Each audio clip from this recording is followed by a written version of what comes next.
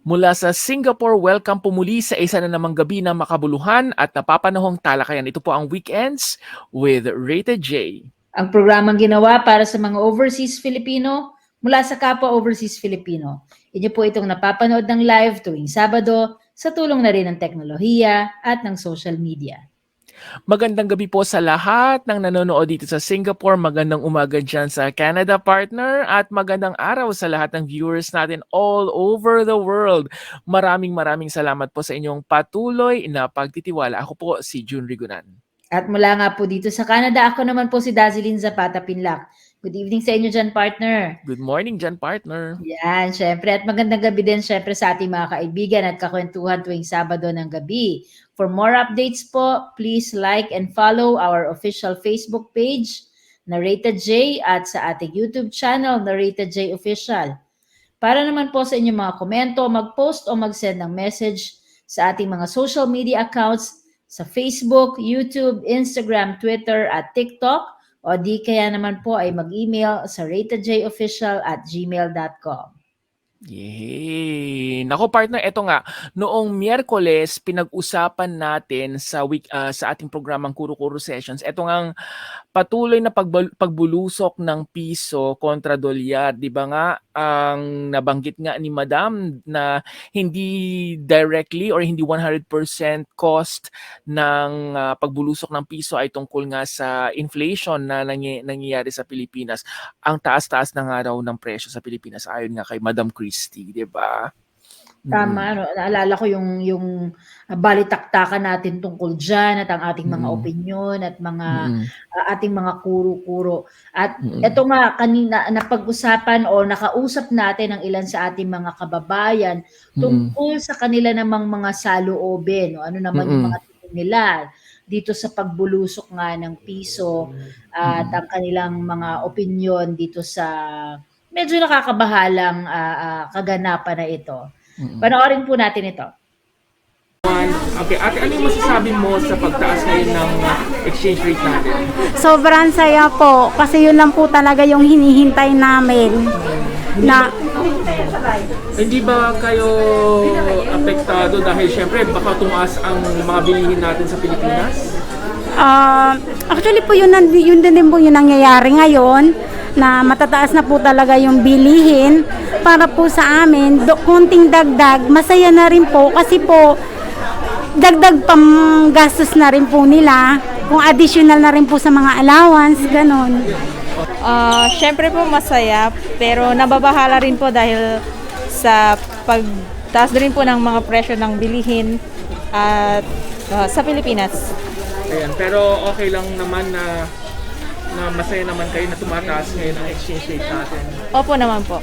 Opo. Okay, sige. Alright. Siyempre, masaya dahil marami ding may padala para Hindi ba sa... kayo nalulungkot para sa Pilipinas? Hindi naman. Pero okay lang naman siguro kasi mataas din ang mga presyong bilihin doon. Parang halos parehas po. Alright, sige po. Okay. Thank you po. Ang pakiramdam mo na tumaas ang exchange rate natin? Masaya po, pero malulungkot din po sa Pilipinas. Kasi yung mga bilihin doon mataas na. Tumaas na. Pero ngayon na tumaas ang exchange rate, mas dumami ba yung pinadala mo? O parehas Opo. lang? Mas marami ka bang ipapadala ngayon? Dahil Ay, hindi mataas? naman po marami. Tama lang. Tama lang. Kasi uuwi ako eh. Uwi ka. Ganun pa rin. Ayan. So, hindi ibig sabihin na pag tumaas ang exchange rate, mas dadami yung ipapadala mo. Hindi naman po. Kasi, Bakit naman? siyempre may kailangan din mag-save para sa dito. Para sa gagamitin Oo. dito. So, hindi naman po lahat ipapadala sa Pilipinas.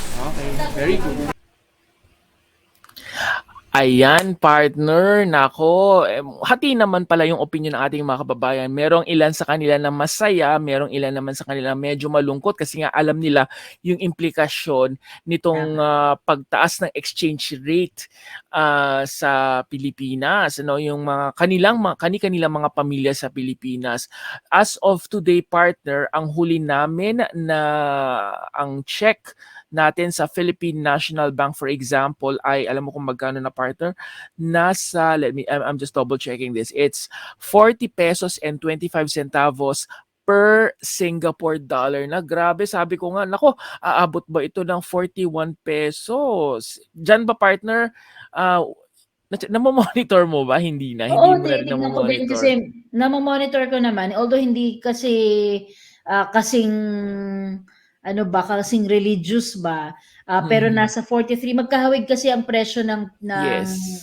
magkahalos magkadikit yung halaga ng Canadian dollar sa Singapore dollar. Mas mataas lang ng konti ang Canadian dollar. At yung huli kong tingin, I think 2 days ago, nasa 43.50. Parang gano'n na yung presyo. So, mas Wow. mataas din. Nung paglipat namin dito last year, nasa around 37, 35 to 37 siya. So, ang laki din talaga ng itinaas, partner. At eto nga, dahil dyan, medyo ako personally nabahala na ano bang magiging epekto nito sa ating mga overseas Filipino. Good news is, nakausap nga natin itong si Dr. Epektitus Patalinghog. Isa po siyang Professor Emeritus ng Economics and Finance sa Unibersidad ng Pilipinas at isang trustee of the Albert Del Rosario Institute for Strategic and International Studies. Siya rin po ay naging professor sa University of Hawaii at director ng UP Virata School of Business and a commissioner ng Tariff Commission. Nakausap natin siya at may good news siyang sinabi para sa ating mga overseas Filipino. Kung ano yon, panoorin natin ito.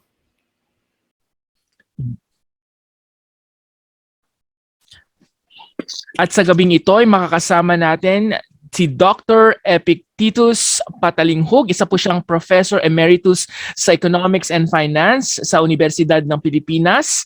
And he is also a trustee of the Albert Del Rosario Institute for Strategic and International Studies. Siya po ay naging professor sa University of Hawaii at director of the doctoral program ng UP Virata School of Business and commissioner of the Tariff Commission. Magandang gabi, sir. Dr. Patalinghog. Thank you. Okay. Good morning sa mga manonood, sa mga audience mo. Yes, magandang gabi sa inyo, sir, mula dito sa amin sa Singapore. Salamat po sa pagsama po sa amin ngayong gabi. Sir, for the past few weeks, talagang nakita namin, sir, na talagang tumataas yung exchange rate. Mahigit nga ngayon, sir, 40.45 pesos sa bawat Singapore dollar as of today, and sa US naman parang 56 point something na siya ngayon.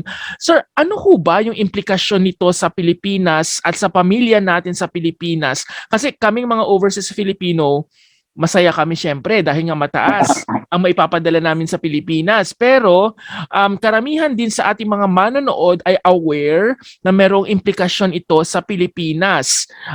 Ano ba ang mangyayari dito, sir? Ito ba yung rason kung bakit tumataas din ang presyo ng mga basic commodities natin sa Pilipinas? Okay.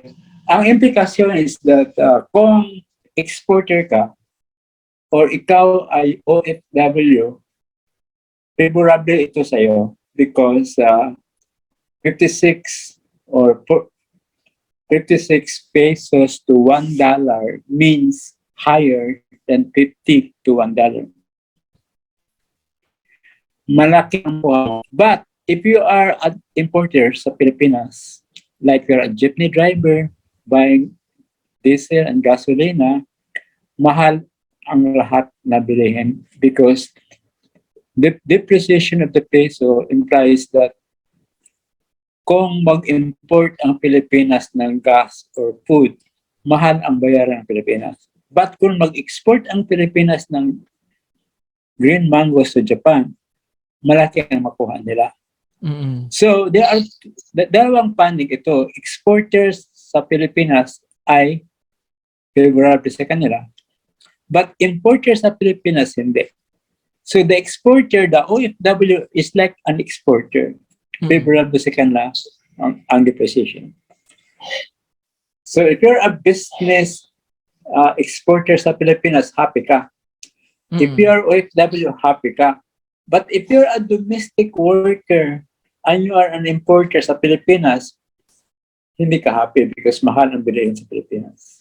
That's the implications. I see. So there are winners, there are losers. Ang mga losers ay importers, like mga agricultural importer ng fertilizer, food importers. Ang winners are exporters and OFWs. Sir, pero ito bang paghina ng piso na sinasabi natin, ito ba ay may kinalaman doon sa, or may direct na kinalaman sa sinasabi nga nila na inflation rate na mataas ngayon sa Pilipinas? Is there a direct correlation to this? Or somehow connected pero hindi totally connected tong dalawang to? Yeah, the last one. Connected but not totally connected. Because for every 1 peso depreciation, only 0.7% ang inflation rate increase. So in other words, in other countries, kung you increase your peso by 1%, ang inflation by 1%. Kung mag-increase ka ng peso depreciation by 100%, ang inflation by 100%. In the Philippines, hindi ganun. A 100% increase in the peso exchange rate will only amount to 0.7% increase in inflation. So this is called pass-through in economics. The pass-through is very low. So basically, the inflation rate is not because of the peso, but because of the high cost of the importation ng food at ng gasolina. Those are the costs of the inflation. It's not the peso. It's the supply side. Wala tayong rice supply, ang imported sa Vietnam. Wala tayong gasolina supply.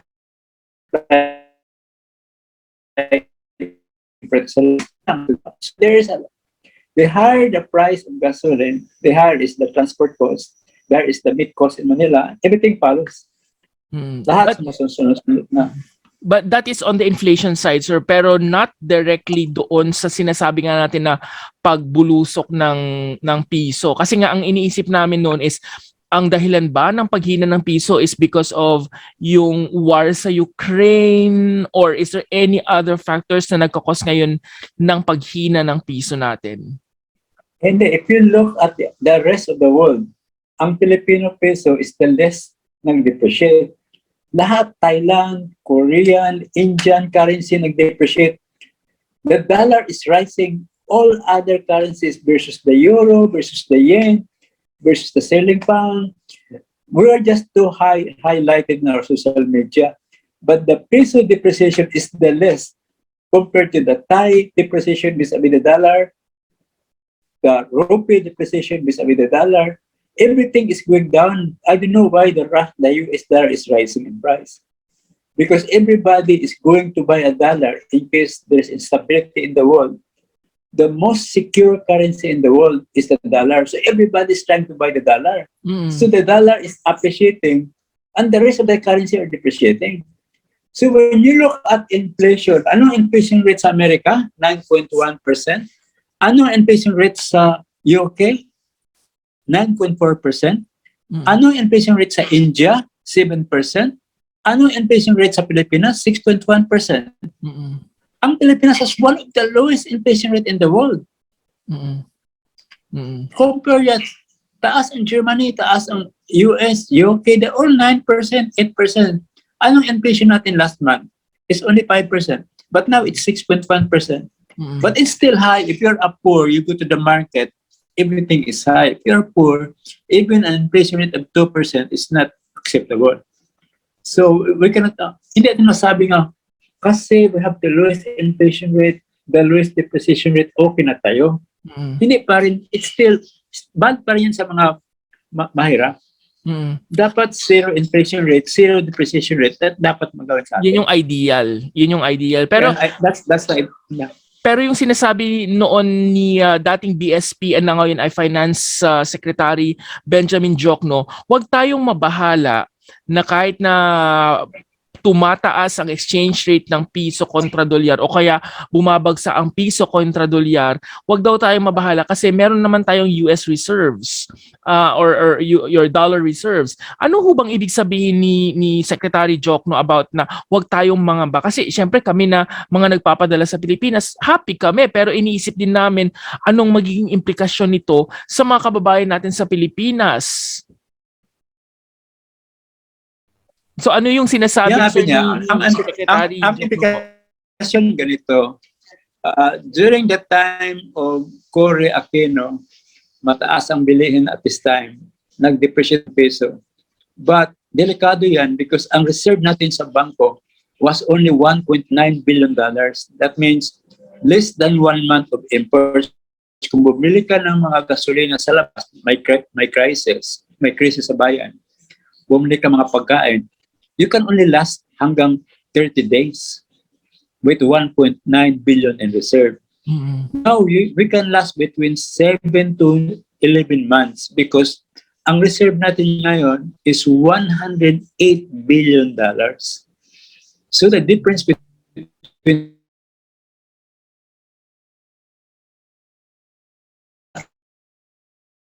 Parang nawala si sir. that is $8 billion that will support you, assuming there's a crisis around the world. Wala ng liquidity, the banks are closed. You can still import using central bank reserve for 7 to 9 months. You can survive. That's the advantage of that.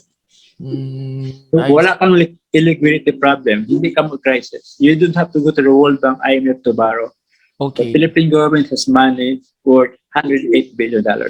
And what was the difference during the time of Cory Aquino and now, sir? I mean, where did we get all these dollar reserves? Was it a long process before we were able to achieve such? It was a long process, but the advantage there is that in the Aquino regime, it came from a crisis. During the Marcos Sr. regime, we were in default. We don't have money to pay our imports. We declared a default. That is the case of Sri Lanka now. Sri Lanka cannot import. It's in default. So that was our case. So in the post-Aquino regime, they were having a rescue package from the International Monetary Fund. So they added money to our reserve. So until slowly and slowly, our export were increasing. But our imports were also increasing. Ang advantage in the last several years until the Duterte government was that our BPO, ikaw, kasama kayo lahat ng audience mo, at saka our BPO, there are two earnings that accumulated our reserve. The business process outsourcing, earning 33 billion a year, and kayo, ang audience nyo, the OFW earnings, which is around 33 billion a year. So we almost have 100 billion every year from BPO and OFW. That's why we created a Department of Migrant Workers because it's so big contribution to the economy. It's a recognition of your contribution to the economy. So yan ang solution, yan explanation why we are having a lot of foreign reserves. You are contributing to that reserve. Your audience is part of it. Wow, very well said, sir. Ngayon lang namin talaga na, at least ako na-appreciate ko talaga na ganun pala ang naging implikasyon ng lahat ng mga katulad ko na mga overseas foreign workers. Sir, ano yung magiging long-term na implikasyon naman ito kung sakali man na tuloy-tuloy pa rin ang pagbagsak ng piso kontra dolyar, kontra US dollar? Is there any long-term implication nito para sa Pilipinas? No, most likely it will not last longer because most of the economies will be affected. So the Philippines, the peso is depreciating. So does the Indian rupee. So does the Indonesian rupiah. So does the Thai baht. Just the Japanese yen. So eventually, the US is too expensive a currency that they cannot export anymore, that the US will probably intervene and lower down the value of the dollar. So if the US intervene, ang central bank ng US will lower the value of the dollar, the peso eventually will go up. So even if it reaches 60, it will not reach 100 per dollar. Or in Singaporean, around 70 per Singaporean dollar per. It will not do that. Eventually it will end. Okay. It will end. But by that time, you know what happened in 2005? In 2005, it was 56 to 57 to 1. Yes. So what happened after that? It went to 44, it went to 48. So for your audience, you are lucky if it reached 60. But for your audience who are in Manila, who are not OFW, don't worry because eventually it will go back to the previous one. So, In ibig the sabihin, meantime, sir, you'll suffer. Yeah. ibig sabihin, sir, for example, kung umabot man yan ng 50 or 60 per Singapore dollar, it does not translate na ganun din ang taas ng bilihin sa Pilipinas. Kasi nga, No. ayan, nakadepende pa rin tayo sa inflation rate, which is, sabi mo nga kanina, sir, directly and indirectly na may connection tungkol dito nga sa pagbagsak ng piso. So, pagdating naman sa mga investments, sir, magandang bang panahon ito para mag-invest o kaya wag munang mag-invest yung mga kababayan natin na overseas Filipino? No, if you are, kung mayroon ka makita na investment opportunities, don't postpone it. Do it now. Is it The the best future is time? yours. Kung gusto mo if you are going to go back to the Philippines, the best time is now. There is no bad time. So eventually, in any typhoon, it will always cool down in the future. So don't let any typhoon bother you. So in any distress, like may namatay sa pamilya ninyo of stress, eventually you will adjust. So in any bagyo, may bagyo storm, eventually it will stabilize the weather, di ba? So we are now in a storm. We're now in a storm, but if you are eventually trying to go back to the Philippines, ngayon ang time to invest. Sir, The economy is booming with 110 million people. So if you find an opportunity to invest, do it now. But if you do not find it, save your money until the economy stabilizes. So, klaruhin ko lang yung sinabi niyo, sir, ha. Ibig sabihin, kung kunyari ako ay overseas Filipino at nag-iisip ako na mag-invest, pwede ako mag-invest na dapat ngayon sa Pilipinas. Pero, kinakailangan bang uuwi na rin ba ako sa Pilipinas or dito pa rin ako sa overseas at get somebody else to handle my investment, for example, in the Philippines? Ano ba yung mas magandang estratehiya pagdating sa ganitong mga panahon? Doon ka, sa the latter, you stay where you are and then just ask somebody to invest your money. I see. Don't go back yet. Yeah. Okay. Sir, meron pa ho ba kayong ibang payo para sa ating mga kababayan ngayong panahon na ito? Last words na lamang po, sir. No, ang gusto ko lang sabihin is that you are our heroes. Thank you for your contribution to the economy. Continue having your loyalties and hope for the country. We will go. We'll progress. But basically, you are less appreciated by the countrymen. We want you to know that you are our national heroes. That's why we created a Department of Migrant Workers. Continue doing what you are doing, but we want to appreciate your contribution to the economy. And what can you share, sir, about, I mean, very last question ko na lang, sir, what can you share about based on what you have read and based of what you have learned perhaps from other people, ano ba yung inaasahan natin sa bagong administrasyon ngayon? Meron ba kayo nakikinikinitang mga pagbabago para mas mapaunlad ang ating bansa? No, you will be seeing the same probably policy because Secretary Jokno was also part of the previous government. But you look at a more polite president, a president that uses good language, that has more diplomatic skills in dealing with foreign leaders. He may not be as popular, but it's more refined president. And a cabinet that is more matino, not from Davao, but all over the Philippines. You have a balanced cabinet members who are not from Ilocos, but the previous government is almost all from Davao. So you do not have a regional bias in this government. So you are assured that you have a polite, presentable president that will attend EPEC and World Bank meetings without hiding in the hotel.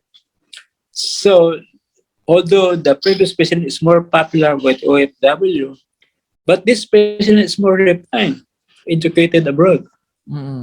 So I have hope that the previous government has done a lot of good things, but this present government can improve on what the previous government has done. In other words, we can hope for a better presidency.